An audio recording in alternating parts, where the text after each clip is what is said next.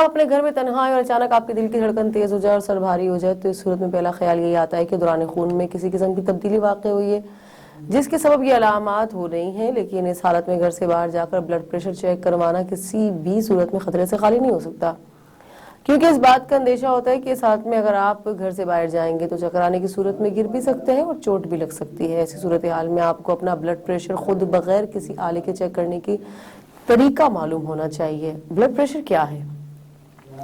انسانی دل ایک پمپ کی طرح کام کرتا ہے جو باقاعدگی سے دھڑکتا ہے اور 1 منٹ میں تقریباً 5 لیٹر خون جسم میں پمپ کرتا ہے۔ اس عمل کو جاری رکھنے کے لیے خون کے ایک دباؤ کی ضرورت ہوتی ہے، اسی دباؤ کو بلڈ پریشر کہتے ہیں۔ جب دل خون پمپ کرنے کے لیے سکڑتا ہے تو اس صورت میں اس دباؤ کو سسٹولک دباؤ کہتے ہیں، جس کی نارمل ریٹنگ 120 ہونی چاہیے۔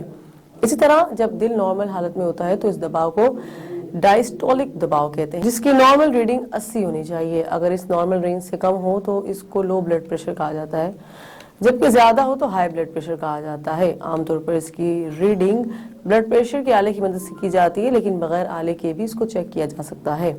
بغیر آلے کے بلڈ پریشر کو انسان اپنی نفس کی حرکت کی مدد سے چیک کر سکتا ہے، جس کا طریقہ کچھ اس طرح سے ہو سکتا ہے۔ کلائی پر انگلی رکھیں، اس طریقے سے آپ صرف اپنے سسٹولک دباؤ کو جان سکتے ہیں۔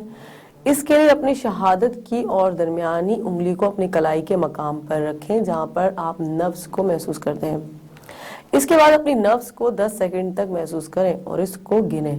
اگر مثال کے طور پر نبض کے دھڑکنے کی رفتار 7 ہو تو اس کو 10 سے ضرب دے دیں۔ اسی طرح آپ کے پاس 1 منٹ میں دھڑکن کی رفتار آ جائے گی۔ ایک صحت مند دل 1 منٹ میں 60 سے 100 بار دھڑکتا ہے۔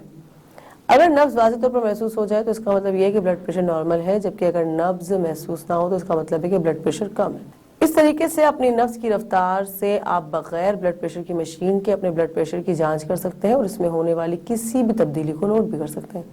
لیکن یاد رکھیں کہ یہ صرف سسٹولک دباؤ کے بارے میں ہی بتا سکتا ہے اور مکمل معلومات کے لیے آپ کو مشین پر ہی انحصار کرنا پڑے گا۔